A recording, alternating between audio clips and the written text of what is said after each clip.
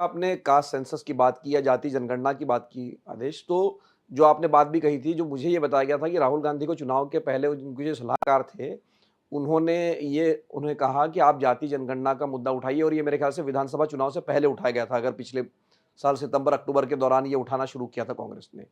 तो उनको ये सलाह दी गई कि कांग्रेस पार्टी की जो ज़मीन थी वो दरअसल जो समाजवादी पार्टियाँ कह सकते हैं आप, मतलब जो समाजवादी धारा से निकली, जैसे आरजेडी है, समाजवादी पार्टी है, तो उत्तर भारत में वो सारी ज़मीन कांग्रेस की ये लोग ले गए। तो जब तक आप जो है मतलब धर्म के टक्कर में आप जाति को नहीं उतारते या इस ज़मीन को, आप खोई हुई ज़मीन को जो पिछड़े वर्ग की है, दलित की है, वो जब तक आप दोबारा से अपने पास नहीं लेते हैं, तब तक आपको मतलब आप रिवाइव नहीं कर पाएँगे, ख़ास करके उत्तर भारत में। तो मुझे लगता है कहीं न कहीं ये काम तो उनका, ये जो उनका दाँव था, ये जो उनका फ़ोकस था, वो तो कहीं न कहीं काम किया है।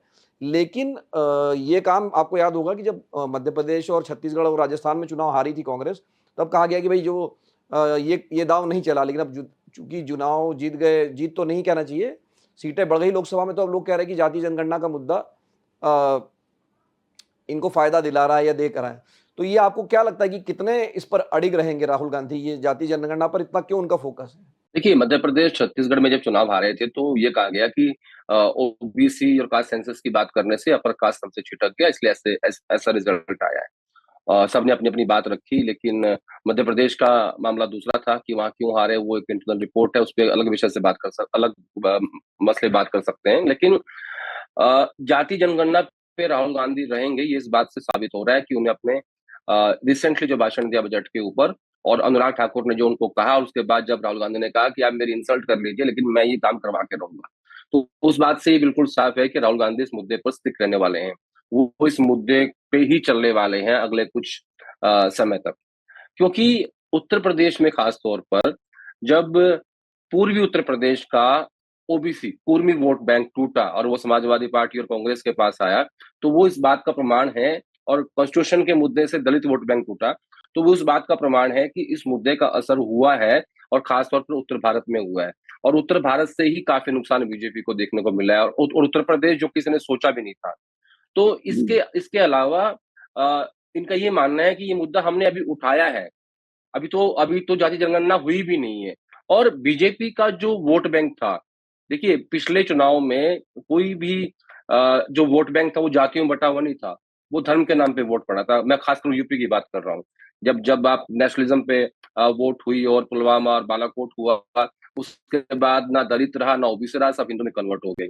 इस बार इस मुद्दे के ज़रिए राहुल गांधी ने ये कोशिश करी है कि मैं वापस उन लोगों को जातियों के हिसाब से बताऊँ कि हम ये मुद्दा उठाने वाले हैं, और राहुल गांधी इस मुद्दे को लेके ही चलेंगे।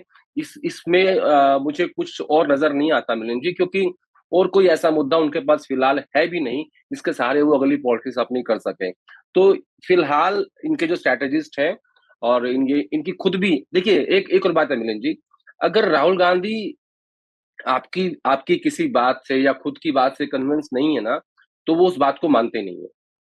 उनकी ये बहुत बड़ी समस्या है, वो बहुत जिद्दी पॉलिटिशियन है। जैसे लोग कहते हैं प्रियंका गांधी को कि आप दिखती हैं इंदिरा गांधी जैसी। प्रियंका गांधी कहती हैं कि हाँ, मैं दिखती इंदिरा गांधी जैसी हूँ, लेकिन मैं हूँ राजीव गांधी जैसी। मेरा भाई दिखता राजीव गांधी जैसा है, लेकिन है इंदिरा गांधी जैसा। तो राहुल गांधी अ, बहुत जिद्दी इंसान है, अगर वो आपकी बात से या अपनी बात से आप उसको कन्विंस नहीं कर सकते, समझा नहीं सकते, तो वो मानते नहीं हैं।